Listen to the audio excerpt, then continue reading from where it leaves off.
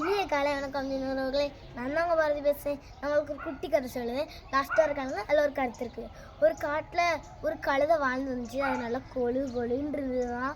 அது வந்து ஒரு நாள் ஒரு நரி வந்து அந்த கழுதையை பார்த்துட்டு அந்த கழுதை யோசிச்சது, நம்ம இவனை சாப்பிட போகிறானே, நம்ம என்ன பண்ண அப்படின்னு யோசிச்சுக்கிட்டே இருந்ததான். அந்த நரி கிட்ட வந்து அந்த கழுதைட்டு வந்து சொன்னிச்சான், நான் இப்போ உன்னை சாப்பிட போடுறேன் அப்படின்னு சொன்னோடனே அந்த கழுதை சொன்னிச்சான், அன்னைக்கு காலையில் தான் ஒரு குரங்கு ஜோசியிட்ட போனேன். அந்த குரங்கு ஜோசியை சொன்னார், நீ சாப்பிடும்போது உன் வாழில் தான் ஒரு அதிர்ஷ்டம் இருக்குது.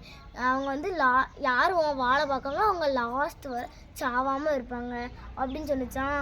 அதோடனே அந்த கழுதுன்னு சொன்னோடனே அந்த நரி முட்டாள் நரி அப்படி பின்னாடி வந்து பார்த்துச்சான். அதோடனே கழுதை வந்து அந்த நரியை ஒரே எத்திச்சான்.